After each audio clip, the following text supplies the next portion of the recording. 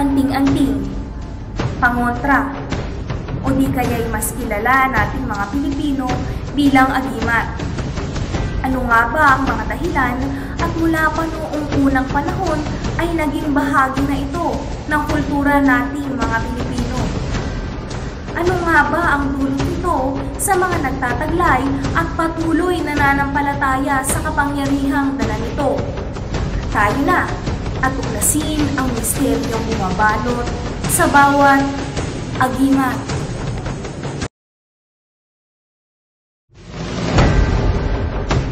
Bago pa man dumating ang mga mananakop na dayuhan sa mga isla ng Pilipinas, ay sinasabing nakabuo na ng mga sariling tradisyon, paniniwala at kultura ang mga pinuno nating mga Pilipino. Sa nakalipas na mga henerasyon ay patuloy tayong naniniwala sa mga tradisyon na ating kinamulatan at isa na nga rito ay ang mga agimat na di umano'y may kapangyarihan na dala sa mga nagtataglay nito. Noong 1852, na nakipagsagupaan ng Pilipinas laban sa Espanya, sinasabing si Lapu-Lapu ay gumamit ng anting-anting na tinatawag na Santissima Trinidad. May mga ilan-ilan lamang na mga kilalang katauhan ng gumagamit ng anting-anting o agimat. Ang supremo ng katipunan na si Andres Bonifacio ay nagdadala ng isang amulet na tinatawag na Santiago de Galicia sa siya ay nakikipagsagupaan sa mga Kastila. Samantalang si General Antonio Luna naman ay nagdadala ng Virgen Madre. Karamihan sa mga veteranong katipunero ay sinasabing nagsusuot o nagdadala ng mga anting-anting sa tuwing sila ay nakikipaglaban sa mga Kastila. Sila ay naniniwala na sa pamamagitan ng mga bato na pinapalooban ng iba't ibang orasyon, sila ay maliligtas sa ganitong klase ng laban. Noon lamang May 21, 1967, ang isang samahan na tinatawag na Lapi ang Malaya na pinangungunahan ng isang 86 na taong gulang na Bicolano na si Ginoong Valentin Tatang de los Santos ay nagsagawa ng pag-aalsa laban sa gobyerno. Suot-suot ang kanilang mga uniforme na sinasabing di tinatablan ng kahit anong mga bala. Dala ang kanilang mga bolo at mga anting-anting.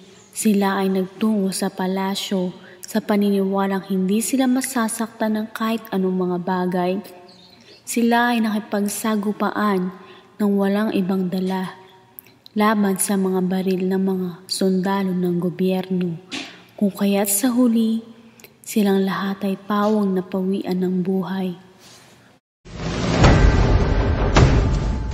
Nagtungo kami sa Quiapo, Maynila, kung saan laganap ang bentahan ng mga agimat. Samut-saring laki, kulay, disenyo at di umani kapangyarihang taglay ang naroroon sa kahabaan ng kalye ng Quiapo. Kapansin-pansin ang patuloy na pagtangkilik ng ilan sa ating mga kababayan sa paggamit ng mga ito. Tila ba ito na ang pinahahawakang pag-asa ng mga nananampalataya.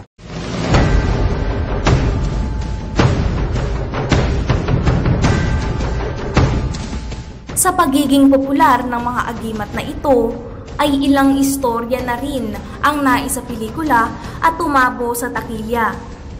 Isa na nga rito ay ang Agimat na pinagbidahan ni Ramon Revilla Sr.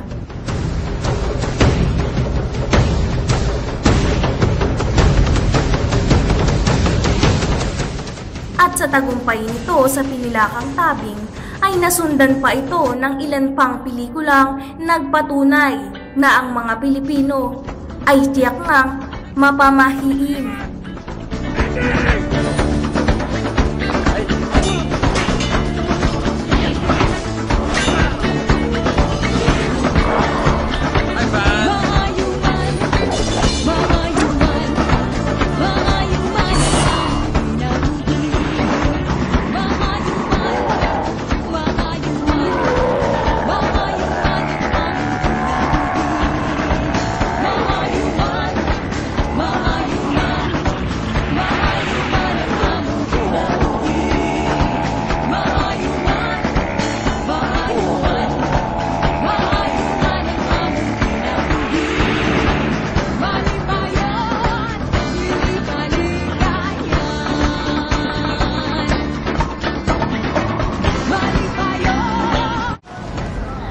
pagiging mapamahiin nating mga Pilipino ay isa sa mga dahilan kung bakit ang mga maliliit na piraso ng kahoy, bato o parte ng katawan ng hayop ay nagiging makapangyarihan sa kanilang paniniwala na ito'y nagtataglay ng mga pambihirang orasyon. Agimat sa pagkakaalam ko, ito yung mga ginagamit ng mga matatanda ng mga panahon pa ng Kastila. Then, sinasabi nila kapag meron ka daw nito, hindi kitatablan ng sakit o bigla kang lalakas na lang. Mga ganun dito. Nung baby niya, naginamit siya lagi ng masasabi na matatanda. Yung kulang ulit, pati na rin yung parang pintas dito. Yung iba-ibang kulay lang. Bagay lang naman yung mga agimat, mga ginawa lang din sila ng tao. So, ano lang naman sila, yung mga simpleng bagay lang din yan na pinaniniwala ang may powers, ganyan. Pero hindi na naniniwala sa power na kung ano man yung sinasabi ng power ng isang bagay or something. Ay, mula sa aking pagkabata, wala naman akong nakita na narinig na may mga agimat. Ang kwento lang sa akin ng tatay ko nung ako isang maliit pa, nung kabataan daw nila, marami talagang gumagamit ng mga agimat. Ano daw po yung mga nagiging epekto ng agimat dun sa mga tao na gumagamit na? Eh siyempre, sila, malakas, may kapangyarihan. Mayroong pagkakataon na hindi sila nakikita, daw kasi hindi ko naman naabot. Sa ngayon sa kwento ng tatay ko, nung siya ay bata pa, panahon ng hapon, ito ay totoong karanasan daw sapagkat mismo nung panahon na yon ay binatilyo na siya. Dahil sa agimat, mayroong isang tao na lumaban sa mga Hapon na ilang libo ang pinatay. Ang taong itong may agimat nandun lang sa isang kumbinto, nakadapa.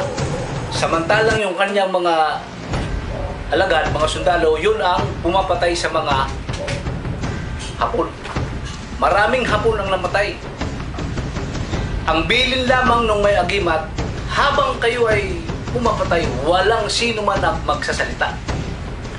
Sapagkat sa oras na sila magsalita, mapapaso ang kanyang agimat.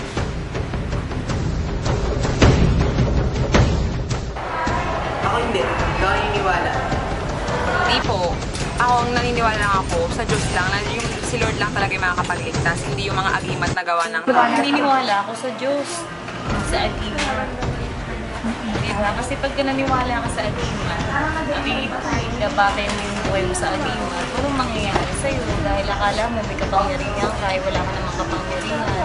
Minsan positive siya, minsan pag nasobrahan ka, kumbaga babatay mo yung sarili mo dun sa lahat ng gagawin mo, sa kanya lang. Halimbawa, kunyari akala mo may agimat ka, yung pala, kaya kong tumalon sa building, siyempre, naniniwala ko may agimat ka, itatanong ka naman, wala naman pala.